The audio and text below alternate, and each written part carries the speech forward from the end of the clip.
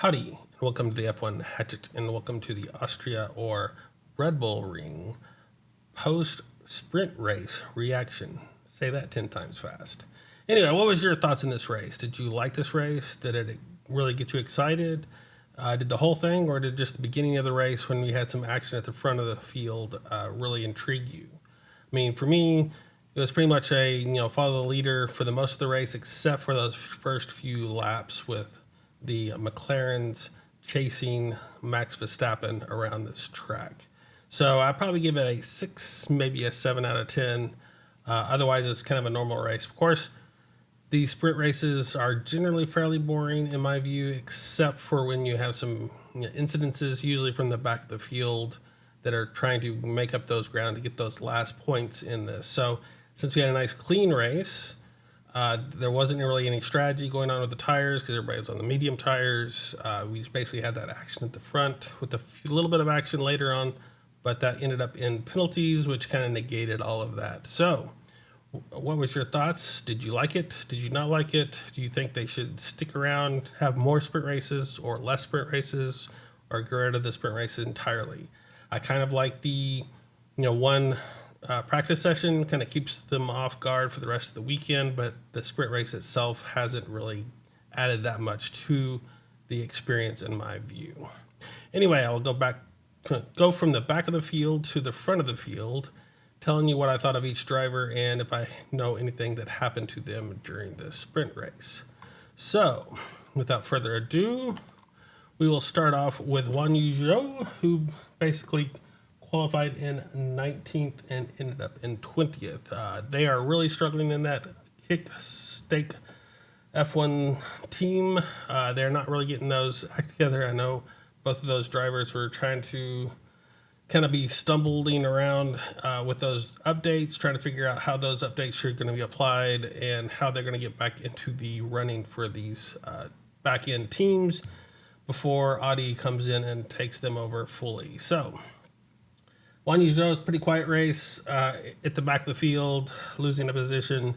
Not a great run for him. Hopefully he can learn something from this race and bring it forward to the actual GP race tomorrow. Nico Hülkenberg qualified in 17th, ended up in 19th. He was doing fairly well, moving up the ranks, and ended up pushing, I guess it was Alonso off the track in that pass on lap 22 near the end of the race that ended up causing him a 10-second penalty, dropping him back down into the field, and that's why he's farther back than maybe you saw in the race. He kind of did that push that gave a couple of cars around Alonso, including himself, so that kind of hurt his race altogether, so hopefully that won't hurt him in his trial for tomorrow more as well. So decent race, getting pushed forward, but bad result due to a penalty. Valtteri Bottas was the other stake kick solver F1, and he ended up in 18th, basically where he started off with. I know he didn't have a whole lot going on. Got going. Didn't gain any or lose any at the start of the race, and kind of lost some positions as well. So not a great run for him.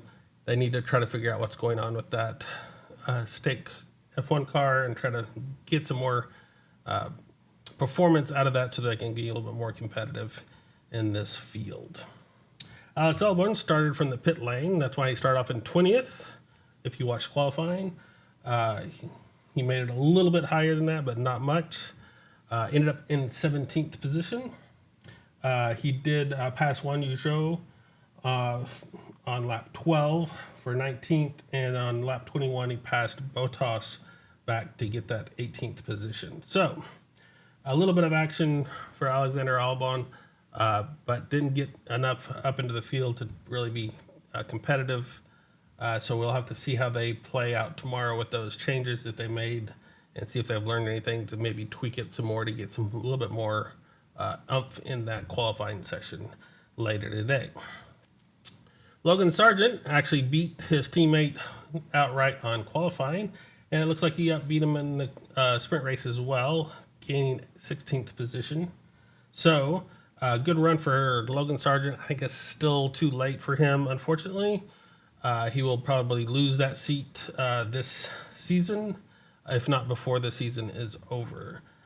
He is kind of in that spot. I think they're linking him to maybe go to IndyCar, if I'm not mistaken. So we'll have to see if that gets confirmed or not.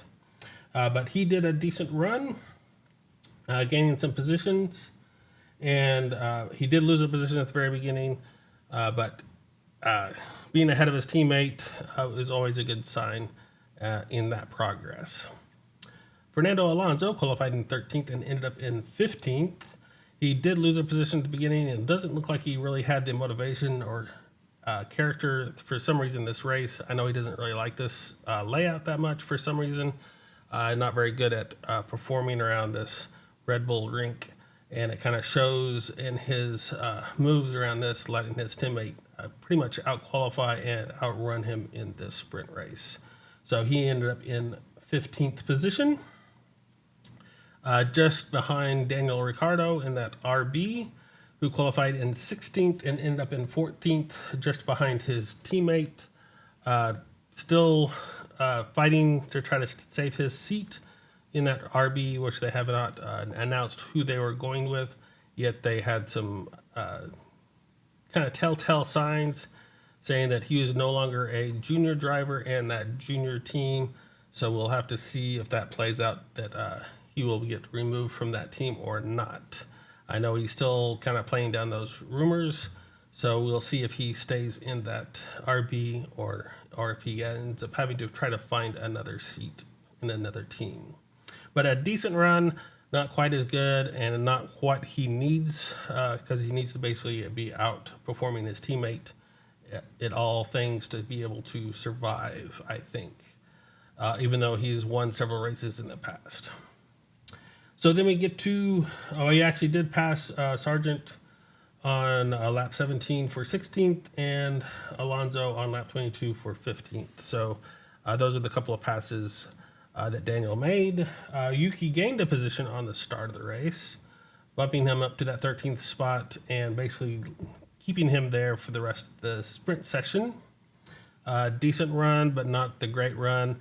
RB seems to be kind of falling back a little bit behind Alpine at this point in time. So we'll have to see if they can get those updates to be more competitive in the actual full GP race. Pierre Gasly qualified in 9th and dropped back down to 12th. He did lose 3 spots at the start of the race and basically stayed there for the rest of that sprint race. So not the greatest start, so they need to work on their start, and maybe they can perform a little bit better with some of the tire strategies to try to get around some of the people closer into that point range like they did last week. And the same thing goes with Esteban Ocon, who qualified him in 8th and then dropped down to 11th. He did lose 2 spots at the very beginning of the race. And so I think Alpine have a little bit of work to do, trying to get their drivers in that right mode to get that jump on the start so that they can really take off and not lose any ground at the start of the race. That covers the bottom 10. So we get to the top 10, which we have Lance Stroll, which is actually doing a decent job, which is kind of surprising because you think Aston Martin should be higher up in on the ranking than this, but they're kind of struggling as of late. So hopefully they can bring some updates to them. He did gain a position at the start of the race, and then at somewhere else he gained a spot all the way up to 10th, and that kind of helped him in the running. Hopefully they can get some information in this sprint race, but they didn't quite make it up into the points where they needed to be. Now, Kevin Magnussen did a really good job. He qualified in 11th, out-qualifying his teammate, and made it up to 9th, which is good to see, just outside of points, hopefully, and they can take that and move forward with that in the GP race. He was really strong, I think, in this sprint, doing the qualifying session and in the race, making a good effort really showing what he can do, as his job is on the line as well at Haas. So they haven't decided either of those positions at Haas. So we'll have to see if K-Mag will be one of those top drivers at Haas next year, or if he has to go find another seat. Now, I'm thinking all this probably hinges on Carlos Sainz's choice of where he ends up. Kind of will trickle down a lot of these other open seats. Sergio Perez did not do very well, in my opinion. He didn't quite get it in qualifying in 7th, and then having to drop down to 8th overall. He did lose a position at the start. Couldn't really gain any ground during this sprint race, just kind of staying behind the Ferraris and the Mercedes. Not where he needs to be, not really putting any pressure, as far as I could tell, on those people in front of him. So he's did get a point, but he's still not where he needs to be, where he needs next to his teammate on that front row, really putting pressure on those McLarens and giving them that ability to have that teamwork involved. So not a great run for Sergio. We'll have to see how he performs in the qualifying session for the main race. Charles Leclerc had issues in his Q3 process of his engine kicking off, and that made him drop down to that 10th spot for qualifying. He did gain a few positions and made it all the way up to 7th. I have him basically gaining those 3 positions at the start of the race, which is really good to see. They didn't quite have the performance to gain much ground on the Mercedes, who have made an improvement. So we'll have to see how they can work that Ferrari to gain a little bit closer range and put more pressure, maybe be able to pass the Mercedes and get up into that second constructors positions for the races. So good start, even though he had problems in the qualifying that kept him at the back of that leading pack. And then he just kind of was able to make it to that point and kind of stay there for the sprint. Lewis Hamilton qualified in 6th and ended up in 6th. Had a pretty quiet race in that regard, with his teammate fighting ahead of him with Carlos Sainz. Didn't really get into the battles that much, so kind of quiet race for him. Carlos Sainz qualified in 5th, ended up in 5th, even though he took 4th from George on the first lap, and then was overtaken again from George a little bit later on, regaining that position, pushing him back down to that 5th position. So he still has some work to do. He did gain a position, that's it, on that first lap, which is good to see, but I need a little bit more work on that Ferrari to be more competitive with the Mercedes and hopefully get them closer to the McLarens and that all-powerful Max Verstappen Red Bull at the front of the field. So that's kind of what I think of him. He's doing a decent job, pushing while he can, trying to gate what he needs to do to make himself look as well as possible for the seats that he wants. I think he's really looking for trying to be a performer next year, which basically means it's the Mercedes team. And since they haven't made a decision, and I don't think that he's probably going to get that 1-year contract with Mercedes, but we'll have to wait and see. I think that basically puts him down into that lower end teams, which I think his best probably option is to go with the Sauber Kick team until it becomes Audi, because I think they'll probably have a more budgeted long-term goal than the other teams. And Alpine has been struggling as of late, trying to figure out where they fit in. They haven't really gained the grounds that they need to for a constructors, in my view. So that's kind of out of the question. So then you come with like Williams or Haas, and that seems to be not where he wants to be, having to fight from the back of the field. He wants to be more competitive. So we'll have to wait and see how the things turn around for him and what kind of contracts that he can come up with. It'll be interesting to see if he is teamed with George, who he had a nice battle with, who qualified in 4th, ended up in 4th. I said he had that little quick battle with him, overtaking him, and then George overtook Sainz on lap 8 to regain that 4th position. And then he was not quite in range of the McLarens to really gain ground on them. So we'll have to see if he can get some tweaks on that Mercedes to get a little bit closer to the McLarens so that they can have a little bit more battle in the front of the field. Lando Norris qualified in second, had a really good run at the first, and then ended up dropping back to third behind his teammate and basically staying there for the rest of the sprint session. Really was good to see. He took that lead on lap 5. He had the fastest lap for the sprint, even though it doesn't give him anything for point-wise. It's kind of neat to know where he resides in that run.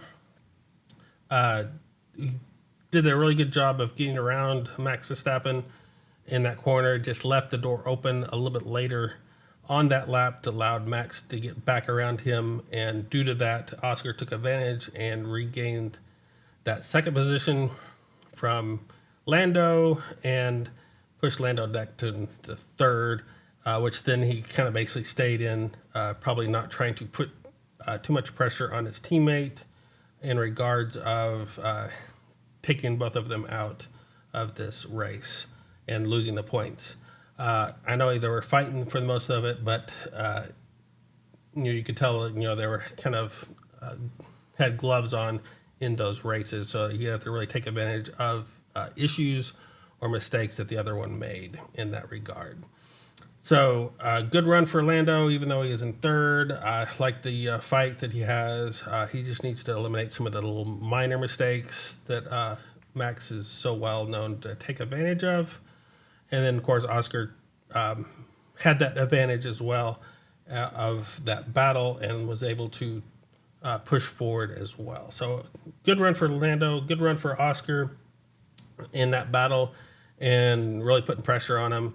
I know there's some disagreement on whether McLaren should have had orders or if they should have let Oscar fight Lando in that regard to point strategies and moving forward throughout the season. I like the battle. I like this, and I like the momentum it gives McLaren and the confidence for the McLarens to be able to go out there and put more pressure on Max Verstappen.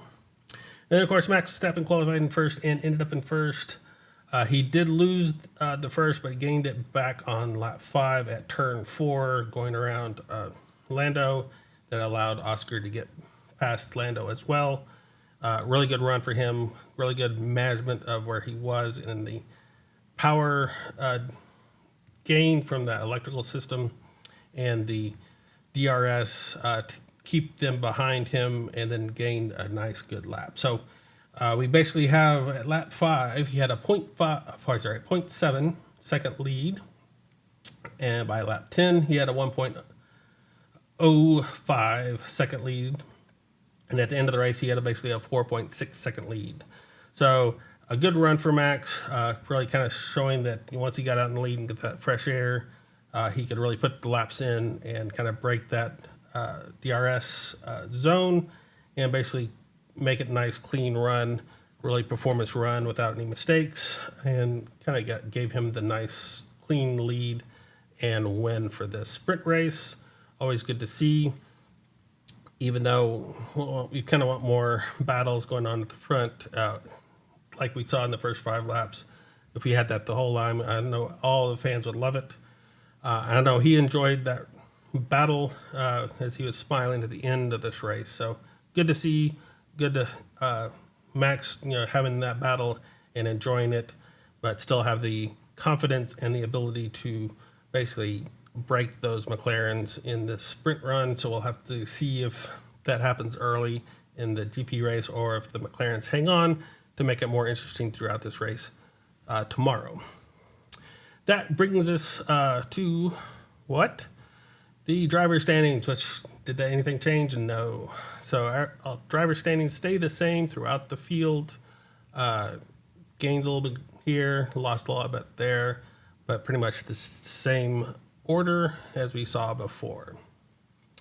And the same thing goes for the constructor standings, of course, with Red Bull now with 339 over Ferrari's 278. So we gained a little bit of ground for McLaren on those Ferraris with 250. So the point difference is basically the only thing that's kind of changed. We'll have to see if that continues and see if McLaren has the ability to overtake Ferrari and possibly put pressure on Red Bull by the end of the season, or if things will shift as those developments come across for those cars. So if you made it this far, I'd appreciate a like and subscribe. And I thank you for all of the people that are diligent watchers or subscribers. I know there's not a lot of you out there, but I really appreciate you.